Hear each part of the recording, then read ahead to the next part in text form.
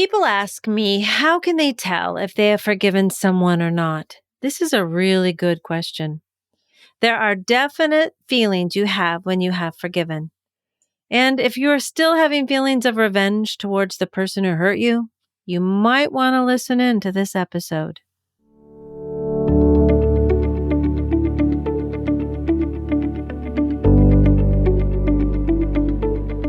Hi, I'm Brenda Reese, freedom and forgiveness coach, and a person just like you that is learning to navigate life and all of its challenges. I teach a forgiveness process like no other. It's a blend of practical and spiritual forgiveness.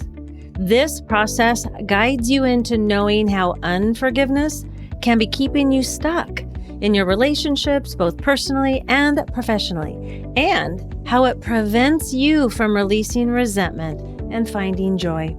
Each week, I share practical and some not so practical tips, tools, and advice from myself and other people that are on this journey just like us. This is for you if you are ready to turn your pain into peace. Welcome to the Forgive Yourself podcast.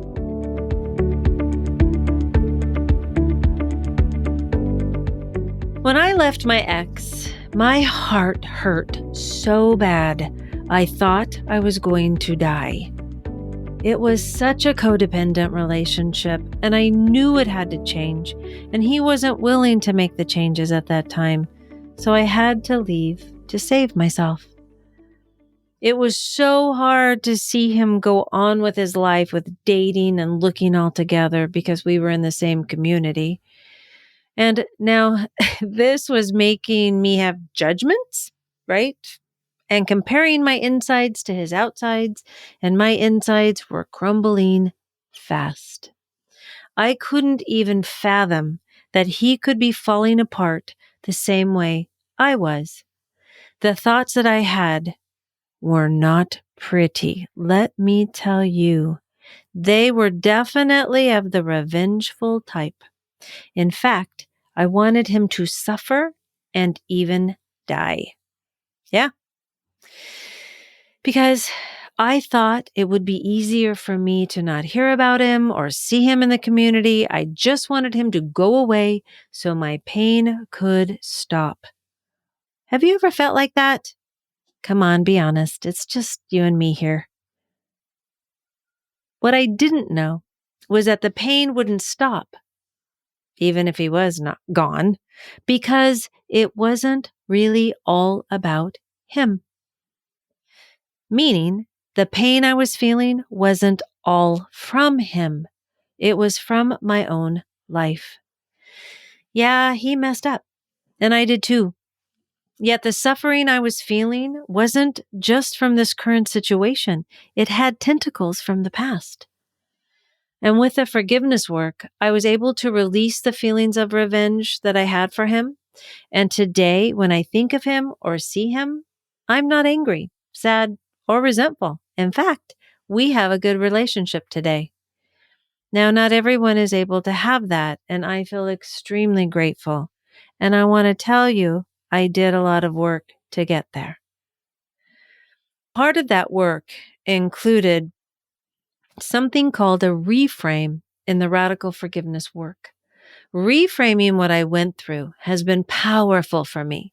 Being able to see the gift or the opportunity in the situation brings my power back to me, and I can move forward not shackled to the past or giving my power away to someone else.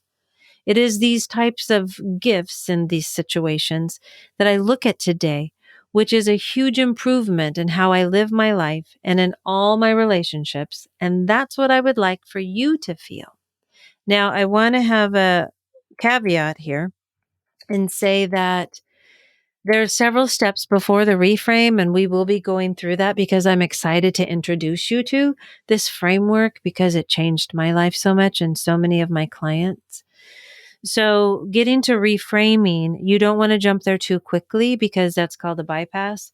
So what you want to do is to be able to feel the feelings and be able to do the work to get to this place where you can look at what has this situation taught you. That's the reframe.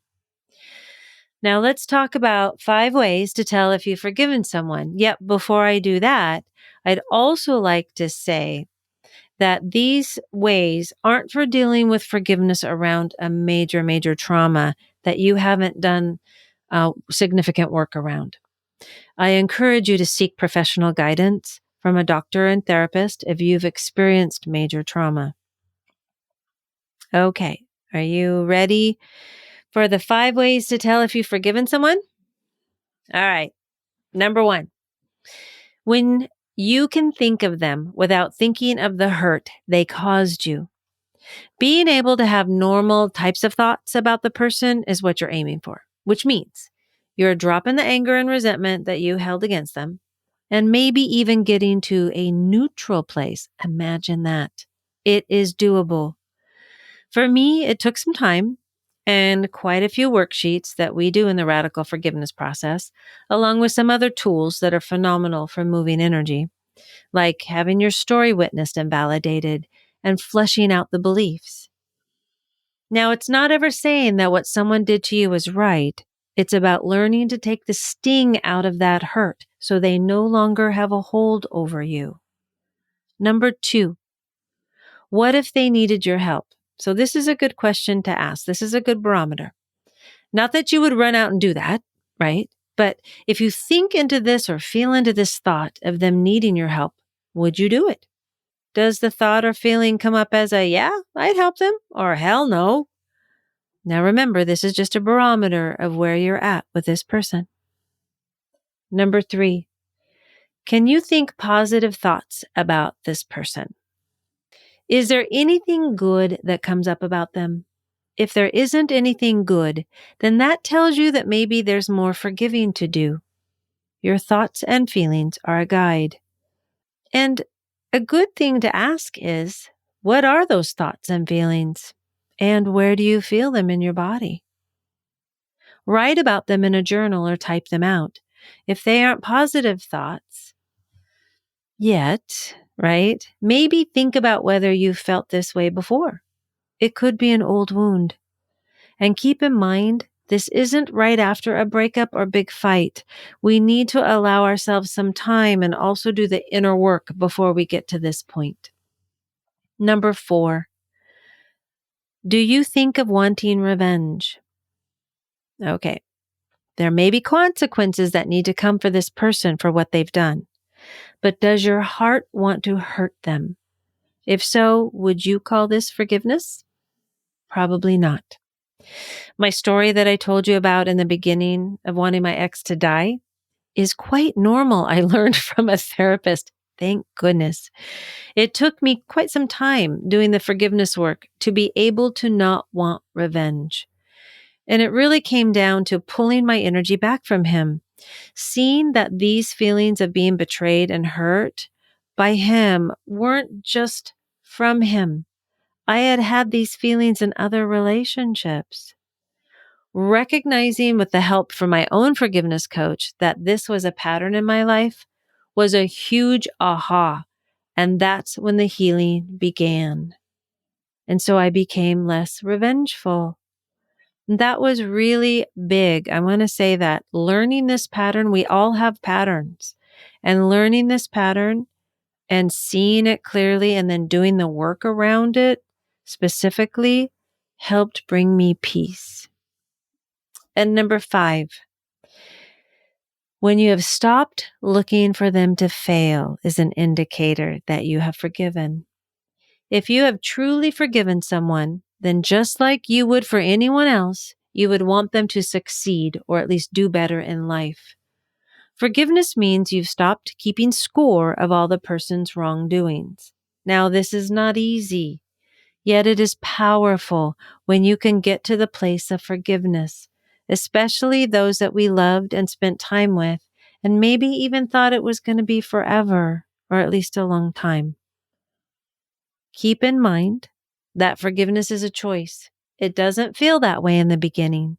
Yet if you are willing to play with this idea, you might start to feel a difference. Forgiveness is a release of anger and any bitterness or grudge. It is a conscious choice to remove the right to get even with this person who injured you. Because you know what? It really wouldn't make it better. to one-up them or get revenge against them.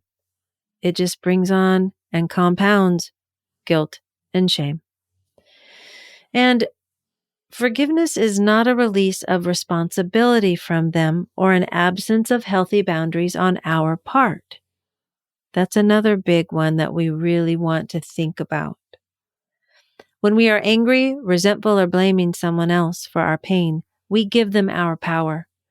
Knowing this alone can motivate us to do our own inner work so we can then move on with our lives free and clear, keeping our power for ourselves. This brings us into the present moment, which is the space where we manifest from and create the future we want to make based on our own desires, wants, and needs, and not held hostage by somebody else's. And if you need a reminder of the benefits of forgiveness, go back and listen to that episode number 2, Why Forgiveness is the Key to Better Sex. It's a fun one. We'll link that episode in the show notes. So thank you again for listening today. I value you and appreciate you.